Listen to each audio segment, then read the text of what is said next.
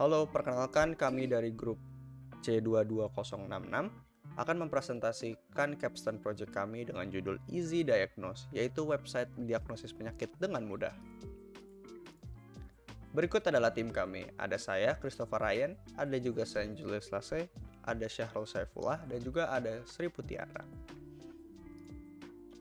Berikut adalah daftar konten yang akan kami presentasikan sekarang. Yang pertama ada latar belakang, yaitu adalah apa yang melatar belakangi kami untuk membuat website ini. Habis itu juga ada deskripsi web atau gambaran singkat dari website kami. Lalu juga ada target pengguna atau sasaran pengguna yang akan menggunakan website ini. Kemudian juga ada fitur web, yaitu fungsi dan fitur yang dapat digunakan pada website ini. Berikut adalah latar belakangnya yang kami ambil. Yang pertama adalah telat diagnosis. Dari hasil riset, ditemui masih banyak masyarakat yang telat mendapatkan diagnosis penyakit, sehingga penyakit yang diderita semakin parah karena tidak diatasi secepat mungkin. Kenapa hal tersebut terjadi? Hal ini disebabkan karena sulitnya masyarakat pedalaman atau masyarakat yang sulit menjangkau tenaga ahli, itu sangat sulit untuk mendapatkan aksesnya. Sehingga telatnya diagnosis ini dapat menyebabkan tingkat kematian itu semakin tinggi karena tidak dilakukan tindakan sedini mungkin. Kita lanjutkan ke deskripsi website yang akan dijelaskan oleh Saint Julius Lase. Oke, sekarang masuk ke bagian deskripsi website. Jadi untuk nama website kami sendiri itu adalah Easy Diagnose atau diagnosa mudah ya secara harfiah arti bahasa Indonesianya. Jadi seperti namanya, website kami itu bertujuan untuk mendiagnosa atau mengklasifikasi penyakit, namun didasarkan pada gejala-gejala yang dialami oleh pasien atau pengguna nantinya. Dan dari contoh gejalanya mungkin seperti gatal-gatal, ruam-ruam, bibir pecah-pecah, dan nanti dari gejala-gejala penyakit yang sudah diinput oleh pasien di website yang telah kami buat, di web-based application yang telah kami buat, mereka akan mendapatkan hasil diagnosa penyakit apa sih sebenarnya yang sedang mereka derita, seperti itu gambaran besarnya. Jadi nantinya karena website ini masih dalam tahap pengembangan, harapan kami adalah bahwa nanti website ini bisa berintegrasi dengan beberapa website yang memang sudah profesional dalam bidangnya, seperti dapat mengajukan beberapa artikel yang bersangkut paut dengan penyakit yang diderita untuk nantinya dapat memberikan contoh penanganan yang baik terhadap penyakit yang mereka atau si pengguna nantinya derita gitu.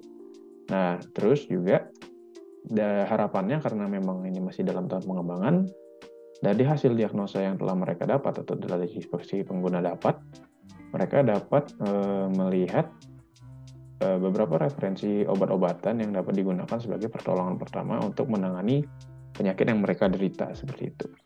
Dan untuk dasar bahasa pemrograman yang digunakan untuk membuat atau membangun model website ini itu adalah tentunya menggunakan HTML, CSS, dan JavaScript. Dan juga digunakan beberapa framework yang membantu agar website ini menjadi lebih interaktif lagi. Contohnya adalah menggunakan Django, kemudian SASS, Synthetically Awesome Style Sheet, dan juga menggunakan Node.js seperti itu. Baik, selanjutnya kita masuk pada target pengguna. Nah, website Easy Diagnose ini memiliki 3 target pengguna utama. Pertama adalah masyarakat pedalaman. Masyarakat pedalaman yang dimaksud ialah masyarakat yang sulit mendapatkan akses ke tenaga medis untuk diagnosis penyakit yang dialami. Kedua yaitu masyarakat yang memiliki jaringan internet. Hal ini dikarenakan Easy Diagnose berbasis website, sehingga untuk mengaksesnya dibutuhkan jaringan internet. Yang ketiga yaitu tentu saja calon pasien. Website Easy Diagnose digunakan untuk memberikan kemungkinan diagnosis penyakit, sehingga calon pasien atau masyarakat yang merasa memiliki penyakit namun aksesnya ke tenaga medis sulit dapat menggunakan website ini untuk diagnosis dini. Berikutnya adalah fitur web.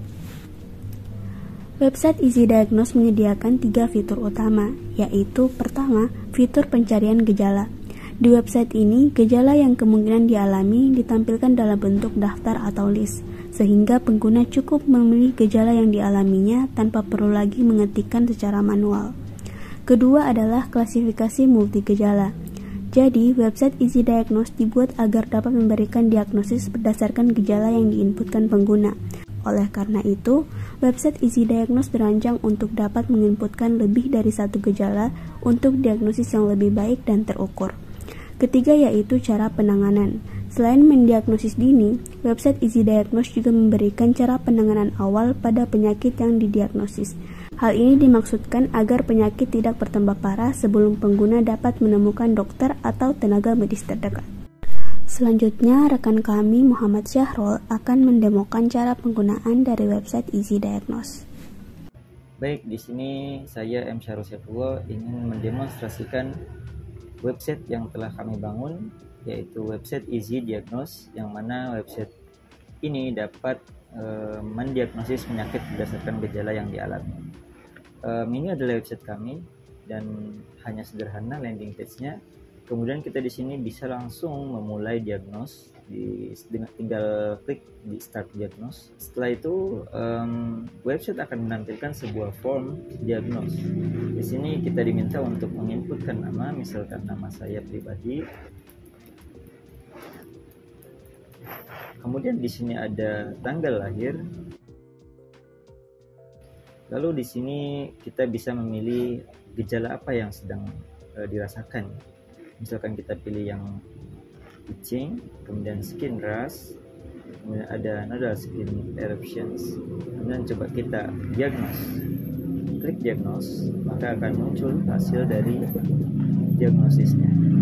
Di sini hasil diagnosisnya saya terkena sebuah infeksi jamur. Kemudian di dalam website ini juga disediakan fitur untuk bagaimana cara menangani ataupun apa sih penyakit jamur itu, tinggal klik di bagian sini.